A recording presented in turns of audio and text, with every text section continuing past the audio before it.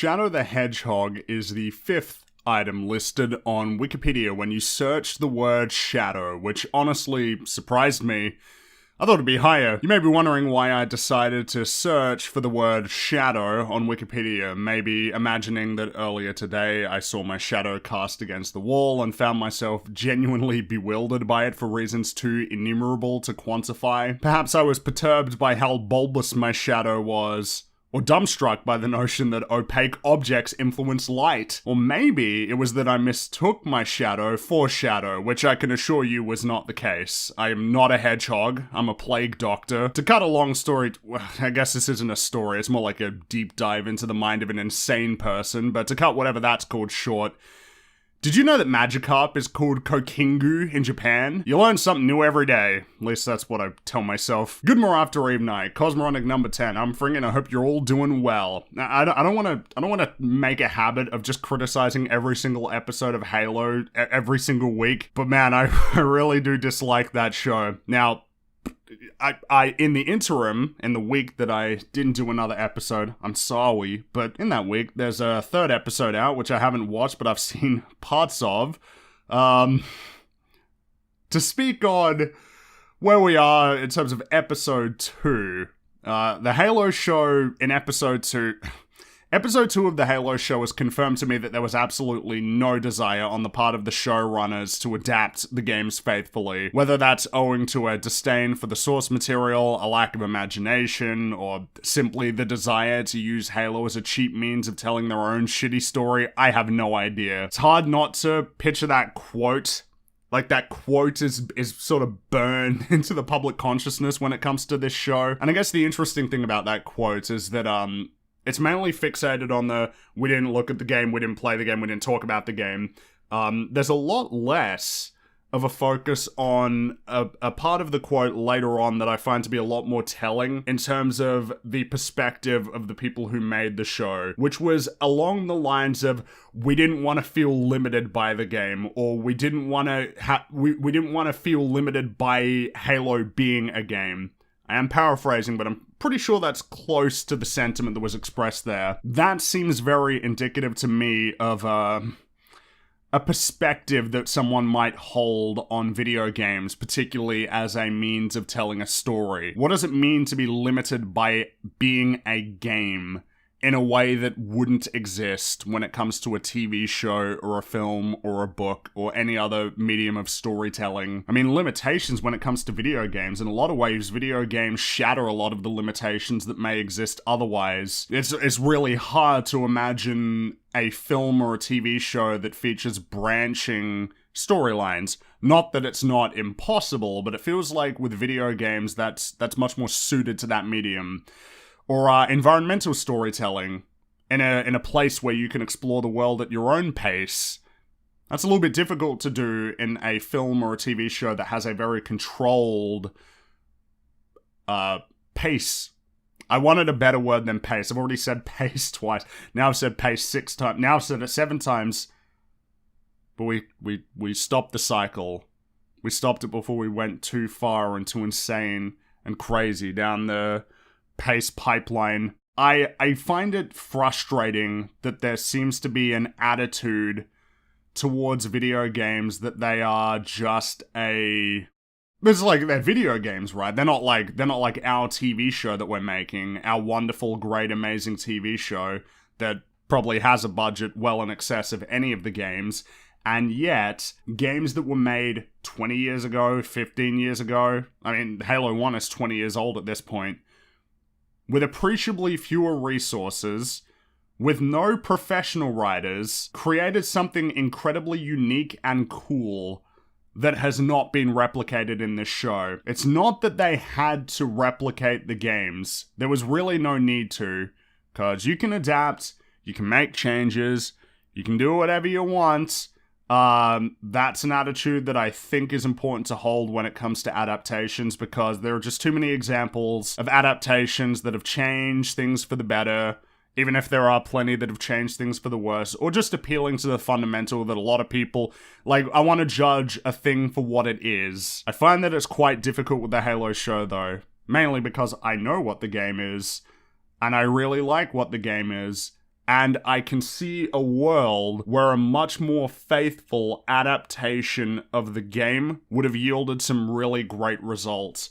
I think the most frustrating part of watching the Halo show is the knowledge that you had an incredible base to work from, and you just decided not to leverage it. Just like in the premiere episode, the plotting and character writing were very weak in episode 2. Everybody says exactly what they mean, yet nobody is acting rationally except for Lord Hood. I was so happy to see Lord Hood, and to see him just say reasonable things and to ask the right questions and to behave as I would expect Lord Hood to do. That was really cool. That was like the one part I liked about that episode. I mean, the world building is becoming much worse with time. Like, if you didn't know anything about the games, you'd think the Covenant weren't all that important with how infrequently the world acknowledges their existence and the threat that they pose. The whole idea in the games is that the Covenant are something of a unifier for humanity because they represent an existential threat to humanity. They are zealous in their desire to obliterate humanity. It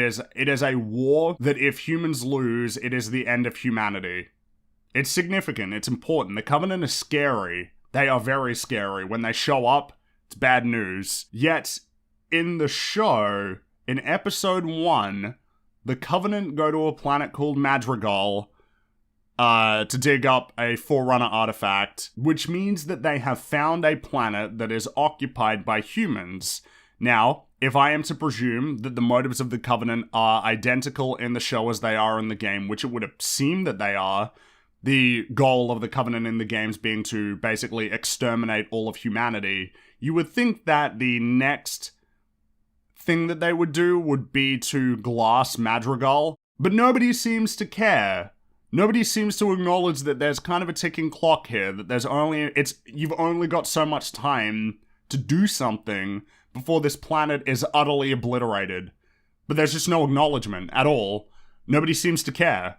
Nobody seems to realize that time is a limiting factor here. You need to either evacuate this planet or position your armies around this planet to try and defend it. And I mean, even if there is no expectation that the whole planet is going to get destroyed, surely it's not ideal to just have the Covenant lurking around on a planet filled with human beings, looking for something that you would presume is really important to them. Just seems like nobody cares that the Covenant are even around. Like, with how little you see them in those first 2 episodes, like how minimal their presence seems to be in the story by comparison to the inner conflicts within humanity, you would think that they weren't that imposing or threatening or scary at all. I don't understand why certain changes were made when they only cause problems. The big thing that we find out in episode 2, so in episode 2, Chief flies into this space station built into an asteroid. He flies there in a Pelican, I guess, and then he gets in, and as soon as he enters the facility or the station,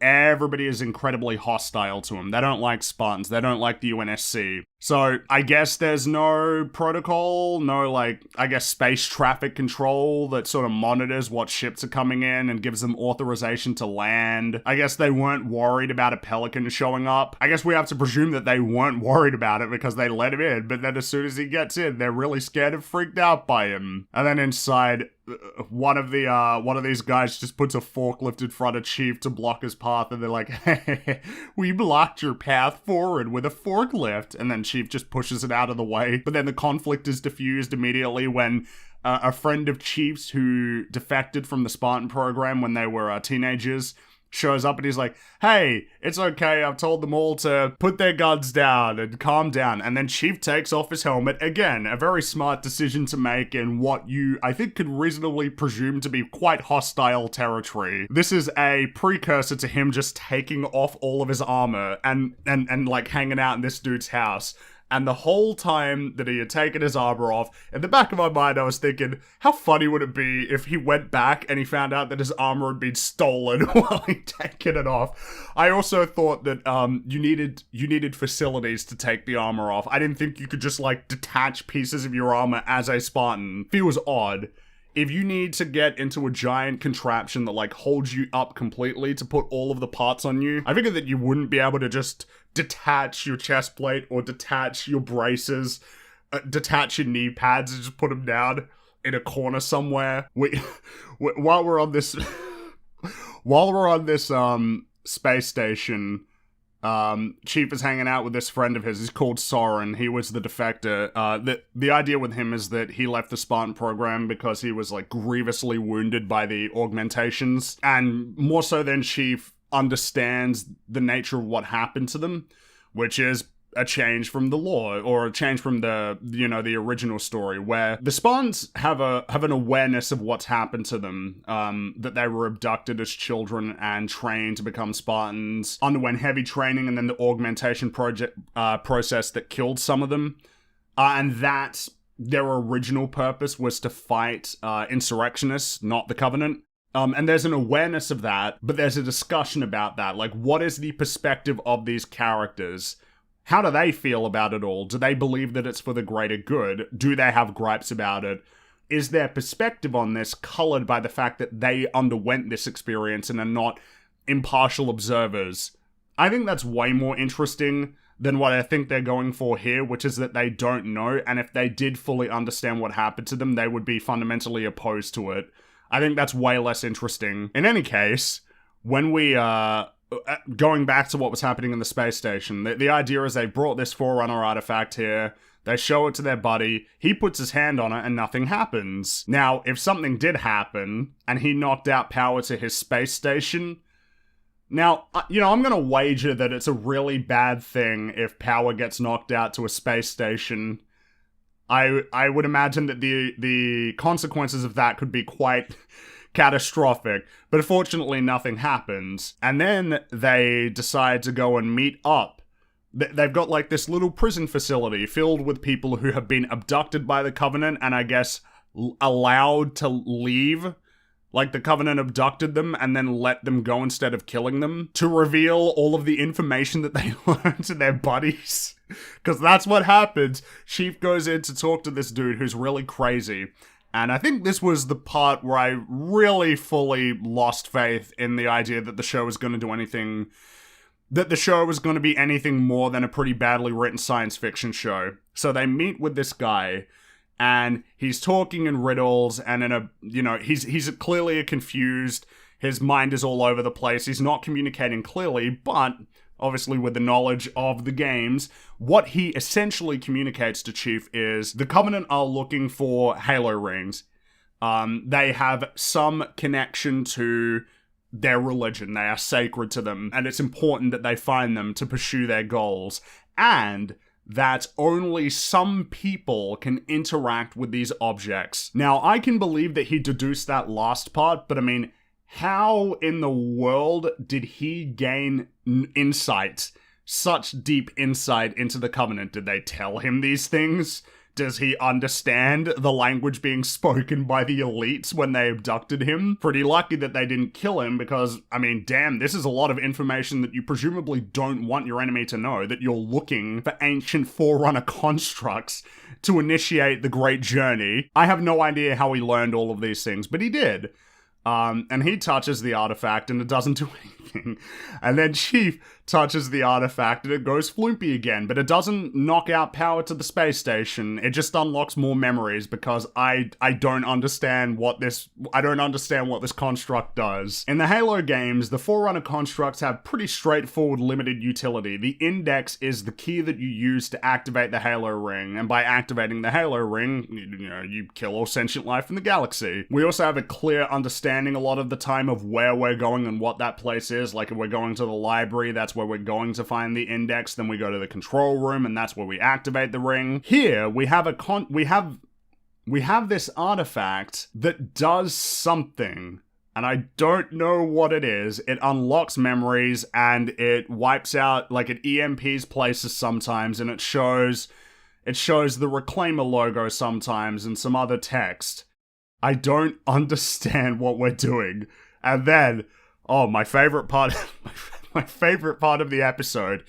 After this happens, Chief is a little bit perplexed. He grabs the crazy guy, throws him against the wall, and screams into his face, "What am I?"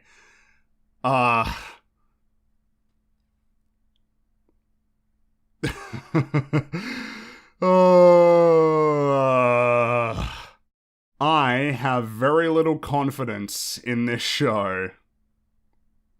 I'm going to continue watching it, but on a more positive note, I've completed Kirby and the Forgotten Land, and I really enjoyed it. I will preface this conversation with spoilers for Kirby and the Forgotten Land, because that's actually seemingly necessary. So for the next 5 minutes, if you really care about what happened in Kirby and the Forgotten Land, turn off your ears, or alternatively go up for a walk, or I guess skip forward 5 minutes. That feels like a better idea. But, you know, I've been told that Kirby has crazy eldritch lore, but I was not expecting to fight a Lovecraftian mass of absorbed animals and goo.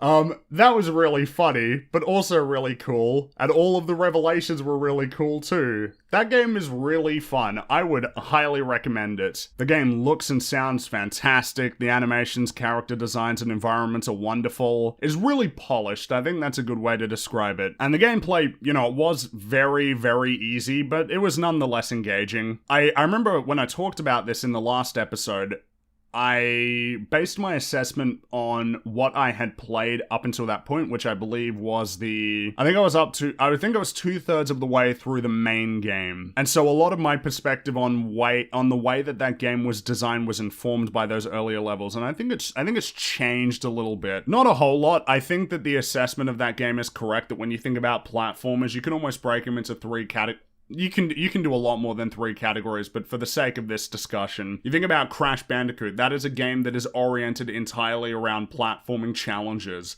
It's about clearing the jumps, not getting hit. If you fail the jump, you die instantly. It's all oriented around your dexterity in terms of engaging with the platforming mechanics themselves. Kirby is on the opposite end. It feels like the platforming itself isn't of as much. Oh, wow, that sentence just died. It isn't of as much importance. You know, there's definitely bottomless pits, there are platforming challenges to overcome, but there's a lot less emphasis on that, partly because of the health system and how accommodating it is and how easy it is to recover health. The challenge is not oriented around engaging with the platforming mechanics as much, though it obviously is still, because it is a platformer at the end of the day. Feels like a lot more of the challenges are oriented around going through the levels, making sure you find everything, messing around with different copy abilities, fighting enemies. It's an easier game at its core. But as the game progressed, something that I noticed was how the challenges were being modified to be made a little bit more difficult while still fitting into this framework that I thought was really interesting. In the lava world, like in the lava section, there were levels where there were platforms that would begin to descend once you move past the point, it would trigger the event, and then the platforms would descend, and some of these platforms would have collectibles that you wanted to get, or you needed to be quick enough to get to a location to access another challenge or a hidden Waddle Dee. That feels like a good way of doing difficulty in this format, because the punishment is not severe. Like, if you fail to achieve these things, you'll just spawn elsewhere, you'll lose a little bit of health, and that's it. It won't kill you and then send you back to the last checkpoint. But you miss out if you're looking for the optional objectives, which you're going to do, because that's a big part of engaging with this game, is to go for the optional objectives and to explore the world thoroughly. If you're not fast enough, you miss out on those opportunities and you have to play the level again. That feels to me like a really interesting way of doing difficulty in a setting where you don't want to be too difficult for the lowest skilled player, which in this case, considering it's a Kirby game, is probably going to be kids. That just seems like an interesting way to integrate difficulty for the players that you know will want to engage with it more thoroughly. It was just interesting. I think you can have a lot of interesting thoughts when you sit down and kind of think about the decisions that are made when it comes to video games and how they're designed. Things that you kind of take for granted, you don't really fully appreciate until you start trying to identify the component pieces. I figure there's a real discussion to be had about the mechanics in Kirby and the Forgotten Land, which I was not expecting, because I knew that I was going to be coming into a game that would be very easy. Like, I only died once in this game once. I died once, and that was after I had beaten all of the main content. I believe that was afterward when I was engaging with the endgame content, which, by the way, there's a lot of endgame content. There's a lot of content in this game in general. Like, I probably need several more hours playing that game if I wanted to go for 100%, you know, doing all of the hidden objectives, finishing all of the endgame levels. I want to go back and do the boss run with Meta Knight. Even continue trying to play that fast food worker exploitation minigame to try and get a higher score. Feels like there's a lot more left to do. Leveling up, more copy abilities, which I still need to do. There is a lot of content left to engage with, which is super exciting because I'm happy to play that game more. I know that the discussion around this game has very much been that it is a markedly different Kirby game, that it has the same core, you run through the levels as Kirby, you get your copy abilities, but that it's much more so influenced by, I mean, naturally, it is the first 3D platformer in the series. I think for as often as the comparison is drawn, I think it's pretty difficult to ignore the pretty clear comparison between this game and Super Mario Odyssey. And it's an interesting fusion because it kind of follows the big shtick with Super Mario Odyssey is, hey, Mario can now attain the attributes of all of these different enemies, and they all have their own unique abilities. Kirby's always had that with the copy ability. I don't know if you've always been able to level up Kirby's attacks, because in this game, you can level up each copy ability 3 times, which I wasn't expecting. I thought you can only level them up once, and then each of those copy abilities have multiple utilities. Like, it's not just one method of attack. They each have a different purpose that is implemented in puzzles and in the challenge sections, which, by the way, those are treasure room sections are quite difficult, I've noticed, in terms of trying to get through them in good time. Which, I mean, there's an example, right? That's all optional content. It has nothing to do with your ability to progress. You don't have to do any of those things to progress. But of course, you gain a lot, because when you do those, you can level up your copy abilities and make them more powerful. That was a bit of a tangent. What I was trying to get at is that it's hard for me to say how well it stacks up to Kirby games, but I mean, I really enjoyed it, and it seems like the sentiment around it has been really positive. I don't doubt that Kirby and the Forgotten Land is going to benefit from, I think, what at this point has been dubbed as the Switch effect. The Switch effect being that pretty much every single Nintendo game has benefited significantly from being released on the Switch. I'm pretty sure, like, Metroid Dread is the best-selling, or if not the best-selling, the fastest-selling Metroid game. The sales of Mario Kart 8 Deluxe and Super Smash Bros. Ultimate, Super Mario Odyssey, Breath of the Wild, off the charts. Nintendo is uniquely good at moving their own games. You think about the attachment rate of Nintendo exclusives compared to the exclusives of every other platform. It's not even close, really. It's a sharp difference in how many people who own a Nintendo console will buy Nintendo games. And you could say that it's because, really, when you're buying a Nintendo console, you are buying it for Nintendo games. And of course, a lot of indie games too. Like, Nintendo's been really great when it comes to indie. There's a lot of indie games on Switch that are really cool. I don't know if Streets of Rage 4 counts as... That's Sega, right? But Streets of Rage 4 was really cool. I remember I played a game called Bomb Chicken that was cool. It's a good medium for those types of games, I think. The Switch has cornered a market that is very large but untapped by pretty much most of the industry. The Steam Deck is probably going to move in on that territory a bit more, but it still feels like a big selling point for Nintendo has been, is, and will continue to be, that you are buying a Nintendo console to play Nintendo's games, which generally tend to hit a target in terms of quality. It's pretty rare that you play, like, a mainline Nintendo game, like a main Nintendo game from, like, the Mario series, or Zelda, or Smash Brothers, or Metroid, that is bad. That's really rare. You can always kind of count on Nintendo to deliver a fun quality experience. Kirby and the Forgotten Land is no exception. Now, while I was talking about Kirby, something I remembered, because we're doing a big introduction again today. The next season of Halo Infinite. Now, we gotta clarify, we're not talking about the show anymore, we're talking about Halo Infinite. You remember Halo Infinite? You remember how that came out like 5 months ago and hasn't had any substantial content drop since? Well, that's all about to change with Season 2, Lone Wolves, which I saw a very amusing meme that highlighted that Lone Wolves is kind of an oxymoron. That's coming out in a month. and I believe that it is adding 2 new arena maps, 1 new BTB, Big Team Battle, yeah, BTB, I don't even know why, Big Team Battle map, and a couple of new modes. I believe it's adding King of the Hill. There was one other one as well that it's adding. It's adding a couple of new modes. If you've not kept up to date with the player numbers on Halo Infinite, right now, and by right now I mean as of yesterday, which for those of you who are listening when this episode comes out, that will be like 4 or 5 days, or alternatively, if you listen to this in the year 2037, that will be, that took me entirely too long to realize that was 15 years. Whenever you're listening to it, as of right now, Halo Infinite has fewer active players than Halo the Master Chief Collection. We are in a bad state. I say it's really 343 is in a bad state with Halo Infinite. There is no world in which they are happy with the state that this game is in. And by that I mean in terms of the player base. I'm not sure how they feel about the desync issues, which, if you've seen some of the clips for the desync issues, whoa, that is a big problem that explains a lot of frustration that I previously attributed to what was poor playing. Yes, that's it. I don't suck at the game. It was that when I shoot people, the bullets don't connect with them, even if I've got my crosshairs lined up on their heads. Desync is a big issue, and desync was an issue in the MCC that just was never resolved. I believe there was a video where a couple of developers on the 343 team were laughing on a live stream about a video that a guy in the Halo community had made highlighting the desync issue.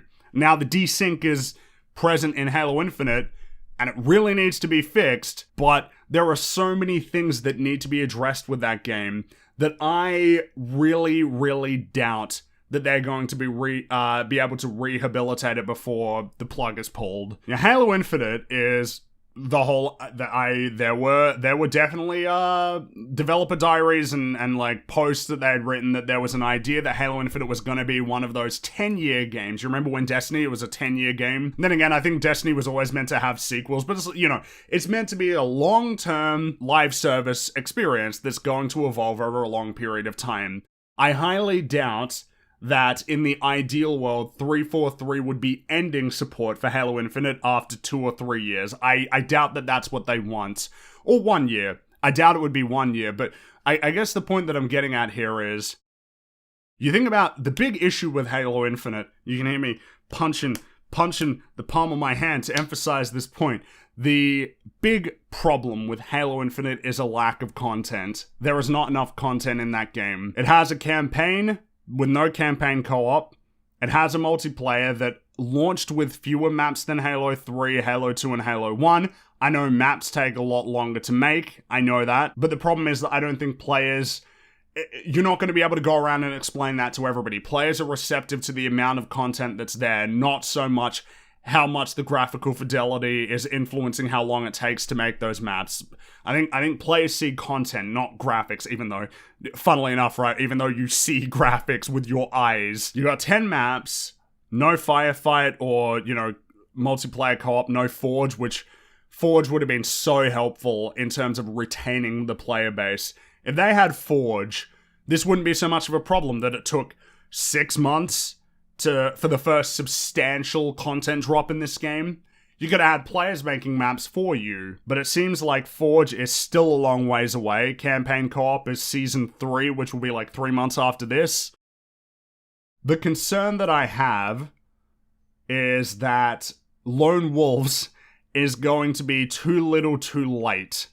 And I think that is a very fair concern to have. When you spend 6 months with no content, and I don't know what the Xbox numbers are, but I presume they're similar to PC, where on PC, on November last year, when it launched, 250,000 players at peak, 250,000 concurrent players at peak, down to 4,000. How hard is it going to be for you to rehabilitate this game? How many people have given you the chance that they were going to give you and are just going to have no interest anymore? How many of these people are going to be aware of all of the new content that you're adding? Why would they give you another chance when there are so many other games vying?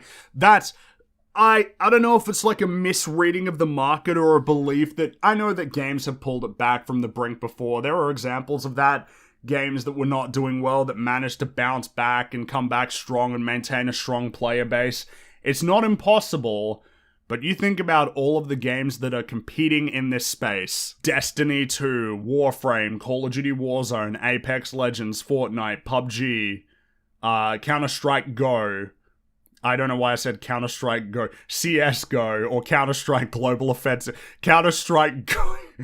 You know, all of these games that are competing for not necessarily the same market, but a market of people who are interested in a game that they can hop onto every day and play with their friends and progress and unlock new things and be engaged with the community that is actively supported. When you've got so many games that you're competing against that have a lot more content that comes out a lot more frequently and have maintained a much larger player base, I just don't know that I see the world where a game goes from 3,000 concurrent players back up to 100,000. Not that it's never happened before, but Halo Infinite needs a lot of work, and it would seem that even by the end of this year, it would be unreasonable to expect that we are going to have campaign co-op and Forge, and, you know, like a co-op multiplayer mode. I can easily see by the time that we reach the 1 year anniversary for this game's release, that we will have a game that has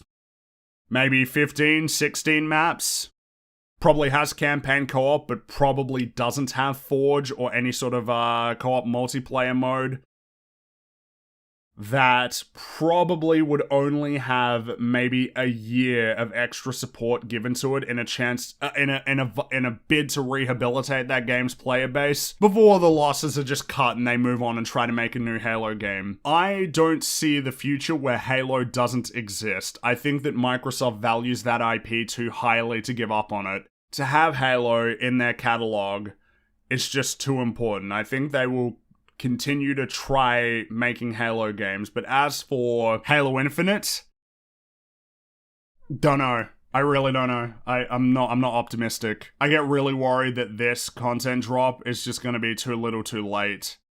As of last night, I have watched the first 2 episodes of Moon Knight. Here's what I think based on those first 2 episodes, keeping in mind that the show is not complete and my opinion could change pending subsequent episodes.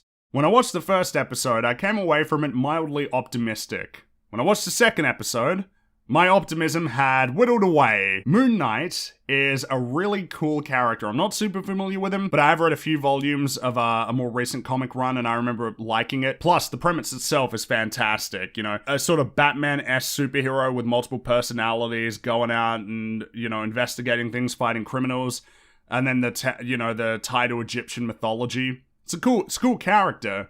And when you think about the promise of this show, that you're going to have that, and you're going to have it led by Oscar Isaac, a great actor who has been very underutilized in IP films, to be given an opportunity to play a character that is pretty unconventional and uncommon. And especially when you come into it with the impression that there is an intent to be more mature here, when, you know, thus far with a lot of Marvel content, they've tried to shy away from that. You know, there's a lot of reason to be optimistic. I mean, I guess especially if you really think that Marvel is consistently making good movies, which a lot of people do, which I obviously disagree with. The first episode was very much carried by Oscar Isaac's fantastic performance, as well as the premise itself. I mean, there was definitely staple MCU problems in that episode. Wonky plotting, some overt dialogue where people say exactly what they mean, but then conversely, where people don't share information that would probably be really helpful. But the presentation was interesting, mainly where we have Steven's perspective fully and we don't see any of Mark's perspective, so we just cut. We have these big gaps where he doesn't know what's happening, where he's jumping all over the place. Now, I think my ideal first episode of that show would have been that we spend more time with Steven's normal life rather than jumping straight away into the main plot. I think I would have preferred that we spend the first episode wholly in his life, with only little hints that things might be not as they seem, and then end the episode with a big reveal in terms of, wait, where am I? Like, what's going on? Or someone spoke to me, someone said a name that doesn't, like, someone said someone else's name instead of mine. You know, just draw it out a little bit more. But no, we jump straight into the plot, which, you know, it's not my preference, but it was alright, because I think it was hard to say how, how I felt about what was happening, because my perception of it could very much change based on the information that would come. That was an episode that was very much propped up by its intrigue and mystery. The fact that we didn't know a whole lot about what was happening meant that it would be hard to assess whether or not any of the things that were perceived as problems really were problems, or it was a matter of POV or information that was omitted. So basically, by the end of the first episode, I was like, okay, yeah, this is probably the only thing out of Phase 4 except for No Way Home that it's like, okay, I'm interested. Let's press on. Episode 2 is just MCU sludge. Plot's downright bad, dialogue is incredibly on the nose, yet nobody communicates with one another clearly. And I think it was a little bit more depressing because as I'm watching this, it's like, man, Oscar Isaac is really trying. He's trying so hard. He's clearly so committed to doing this role. He's doing a fantastic job in terms of holding these two characters differently, that even with the way that he's standing and looking up at the camera when he leaves the museum after he gets into the fight the night before, I can clearly see, just by the difference in the way that he holds himself as Mark and Steven, that these are two different people. But it feels like the show doesn't have faith in me to figure that out, because then Steven's like, that's not me. I didn't need the line. He communicated that because he's a great actor. He communicated that through body language and acting. Allow him to perform and allow the viewer to figure things out for themselves instead of just having to spell it out for them. It really feels like there was a lack of faith in either in the idea itself or in the audience's ability to understand what's going on, to have faith in your actor to achieve all of this. Like, Oscar Isaac is a great actor. He's such a great actor, and he's doing so well here. I'm so captivated by the performance itself. But sometimes it feels like he has to fight against the dialogue. He has to fight against the plot, where like he is imbuing lines that should have been altered or cut with the emotion that is needed to try and rehabilitate those lines.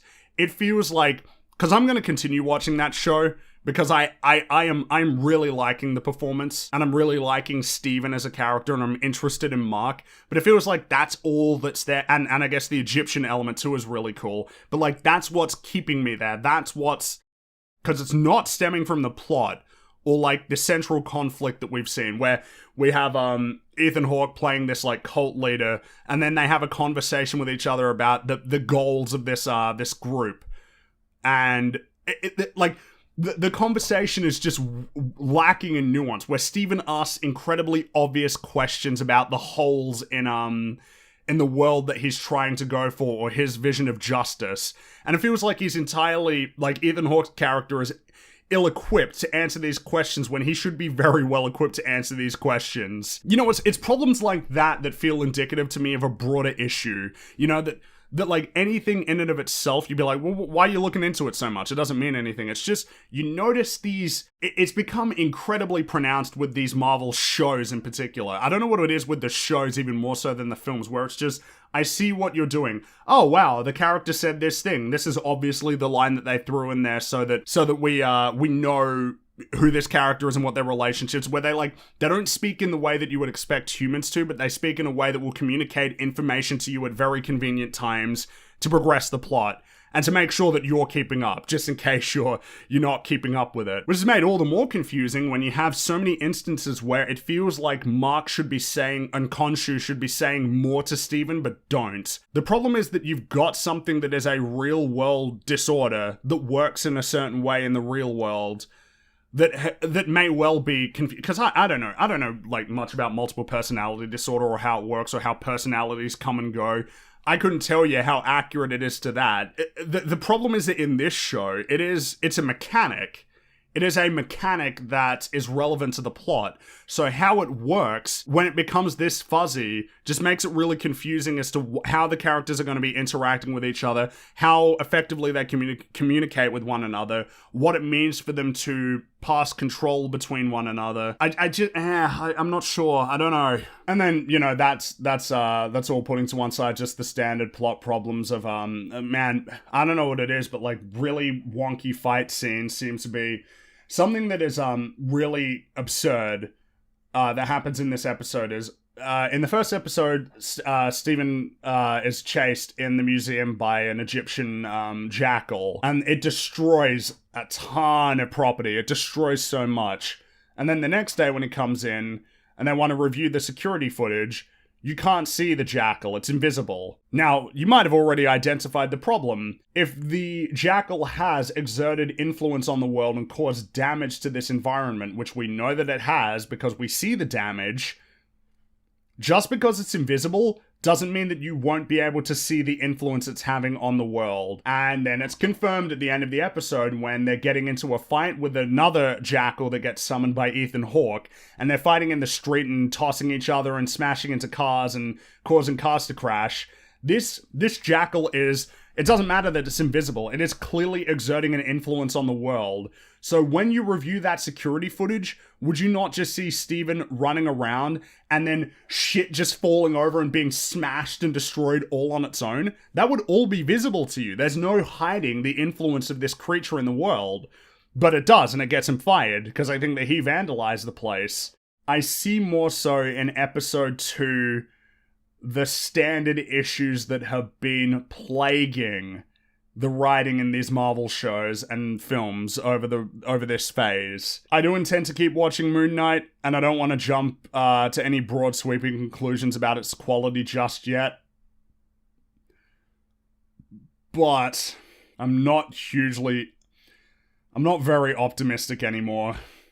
I watched Sonic 2 last week, and I enjoyed it, but it's not what I would call a great movie. I talked about it yesterday on Metal's Forge, but I want to talk about it again. Not because it's a particularly enthralling film with so many things that are worth talking about, but there are some things worth talking about, and I want to. When I say it's not a particularly great movie, I guess to sum it up, it would be that Sonic the Hedgehog 2 is... I wouldn't call it a good movie, and I don't even know if I would call it an okay movie. It's got problems. The plot is wonky, but there's a lot of the standard issues stemming from speedster stories, plenty of convenience, some lamp shading, like the standard speeder thing being, you are fast enough that this shouldn't be a problem, but it is for some reason. Like, for instance, there's a part in the film...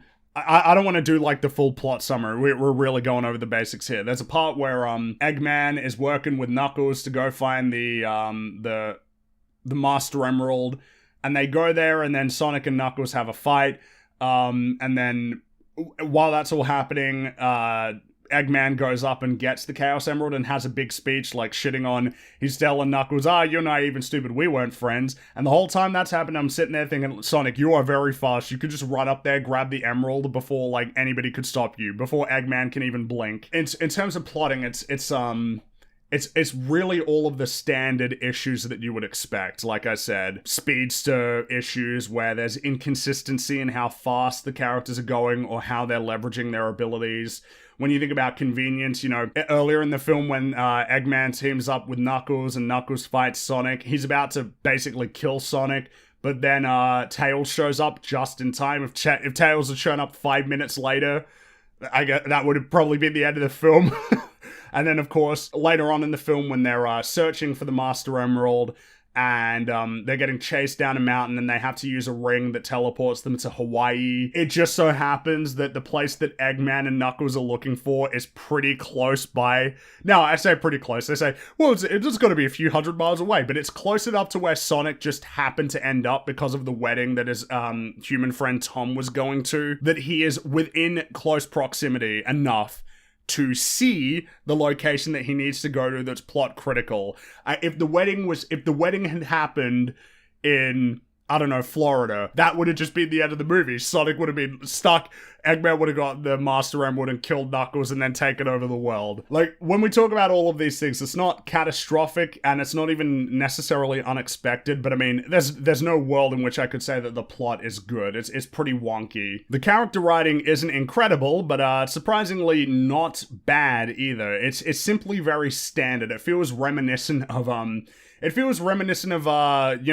that you would see in the 2000s. Sonic goes on a straightforward journey in which he learns that being a hero means being responsible for other people. This is like a core theme in the story, and it's reinforced well by the events that happen in the story. You know, the story opens with Sonic trying to be a hero, but he's being incredibly irresponsible and causing a lot of collateral damage. And when he talks with Tom is explaining, in order to be a hero, it means that you need to be responsible for other people. It's not just going out there and fighting people. You need to have an awareness of taking care of other people. That's a big part of it. And Sonic's not, totally ready for this lesson yet.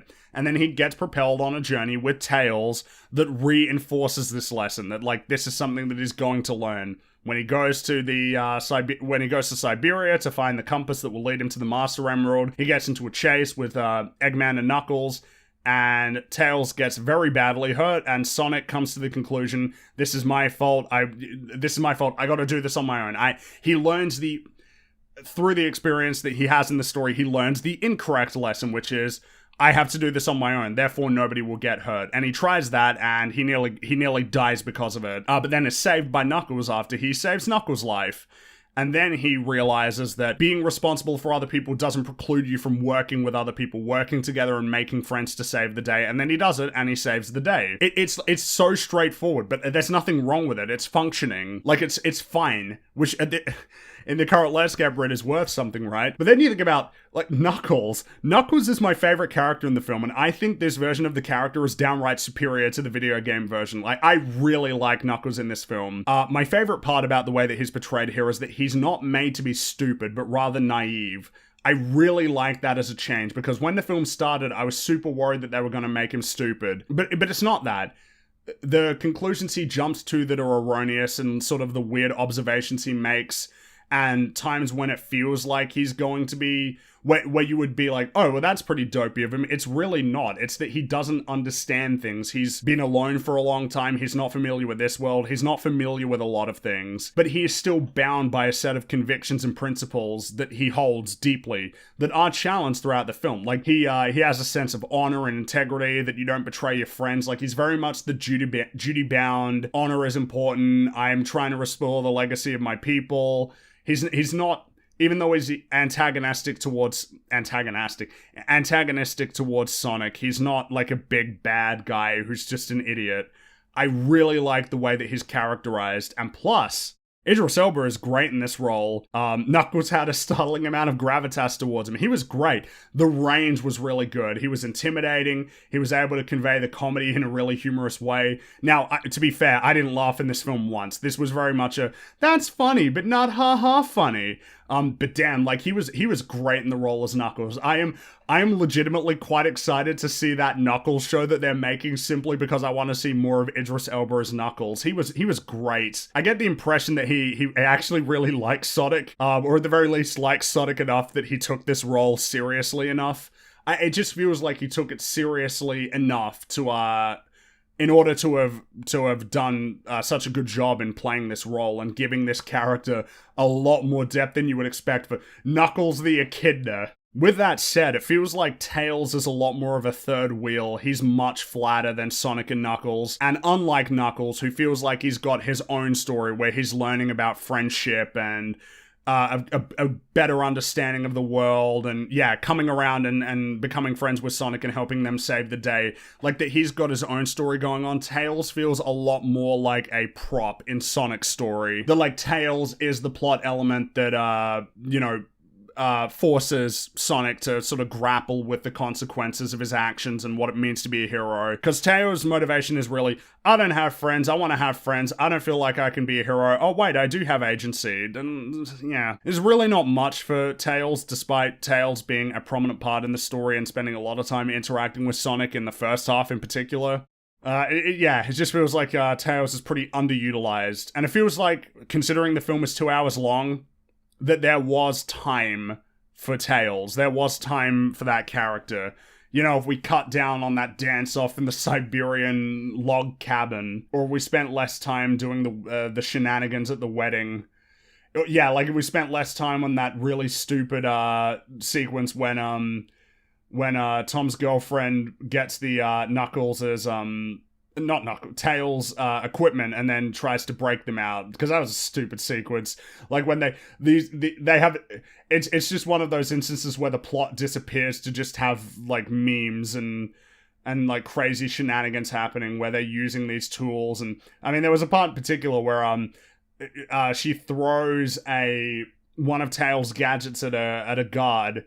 They're guarding Sonic and Tom and Tails, like these government officials. She throws it at him. It shoots him like 100 feet into the air, and she's like, oh, well, surely he'll come down, right? It's like, maybe he won't. Maybe you killed that guy. But I guess we're just gonna not acknowledge that. Or like her sister using these gadgets, and she had no idea how it works, and it takes out all the bad guys. This is stupid. And it feels like if we cut that down, we could have spent more time trying to flesh out Tails, give that character a little bit more depth. I really enjoyed Jim Carrey as Dr. Eggman. He's clearly having a blast with this role. He's just fun to watch. Again, I didn't laugh in this film, but I was certainly smiling a lot, especially when I was watching Jim Carrey just clearly having a blast in this role. And, you know, I was saying how much we could cut down some of the human stuff, but I mean, this is honestly one of the few films of this type, you know, like when you think about Transformers or something, where the human characters aren't unwelcome and add something to the story. Their presence is not unwelcome. I'm not persistently frustrated that we cut back to them. And it feels like they find a way to give the human characters some sort of role in the story. You know, not only in engaging in the story and interacting in the main plot and getting involved in the action, but more so that there's something to be pulled from those characters in terms of the arc and propping up the other characters. But in a good way. I guess what I'm saying is I'm surprised. This is one of the few instances where it feels like the human characters are adding something to the story, even though I do think some of the human stuff still could have been cut down to give more time to Sonic, Tails, Knuckles. So yeah, you're left with a film where it's plot's pretty wonky, but the character stuff is working okay, and because of that, that's actually worth a lot. No, well, I don't want to oversell. It's not worth a lot, but it's worth something. The animation is mostly good. There are a few wonky moments. One of the ones that comes to mind immediately was when they were racing down the mountain, and then Knuckles throws a punch at Sonic. He kind of like flies off into a bunch of trees. It looks a little bit weird. And when he was chasing them in the police car, it felt like the way that he was animated to be running was way faster than he was actually going. But I mean, these are anomalies, right? For the most part, the animated characters are pretty well integrated into the broadly live action section, but it's when the film was full CG that it looks great. When it was, the one that stands out really was the temple that they went to find the Master Emerald, which I don't know if it was reminiscent of any specific stage in Sonic, but it very much felt like we are in a Sonic stage in this temple with all of these, traps and things that you need to get around and the way that everything looks. And yeah, seeing Sonic race through that was really cool. Like, it looked great, seeing him race through all those obstacles. And when he was fighting Knuckles, that looked pretty cool as well. As well as the final battle. Unlike in the first film, where you can still see remnants of the original idea, Sonic 2 is much more of a faithful video game adaptation. And, you know, I can't lie, when I saw Sonic, Tails, and Knuckles teaming up to fight Eggman's giant, like, very authentic-looking robot, I was grinning from ear to ear. That was really cool. I think if there was a key way to describe this film by comparison to the first one, it's that the first film is still... I mean, the first film, the problem is that I barely remember the first film. I'm sure that has plenty of plot issues. But it was more so that film still felt like it was tied down by the original idea that they had. Whereas with this film, there was much more of a desire, because it worked the first time, to fully embrace the games, to embrace what fans like about that series, and to really go full ham in exploring it. In a better film landscape, Sonic the Hedgehog 2 would be a very weak film, but its narrative simplicity honestly helps it out. Plot problems aside, it hits very standard beats and does so decently, putting to one side the plot issues. I think the more interesting discussion about Sonic 2 pertains to what it represents both as a video game adaptation and the product of a desire to appeal to its target audience. The creators of the film have adopted a very pro-fan mindset with regard to the content of this film and the marketing campaign, you know, from that fucking awesome Sonic 2 homage poster that's just the box art from the original release of Sonic 2. The underwater meme that actually took me a few seconds to realize what they were doing that was really fun. And even going so far as to include the voice actors on the poster after receiving fan feedback. That was really cool. You think about these other films, like it was Space Jam 2 where they credited Zendaya as Lola Bunny, but they didn't credit any of the rest of the voice cast, any of the other people who were doing the voices of like Bugs Bunny and Daffy Duck. They just weren't credited. And I think about the Ratchet and Clank movie, how the voice actors for Ratchet, Clank, and Quark were credited last after all of the celebrity voice actors, despite those three being the main characters of that story. And so it was really cool to have voice actors credited. And to do so based on fan feedback. Like, that's really cool. That's indicative of a mindset that I appreciate. And we're entering into a new era of faithful video game adaptations which embrace their source material rather than cowering from it. It's insane, but also kind of amusing that Sonic 2 is leading the charge. You know, it is annoying to think that Halo, a series that's known for its rich storytelling, is being utterly plundered, and Uncharted, a series also known for its strong writing, was turned into one of the most generic action movies I've seen in years.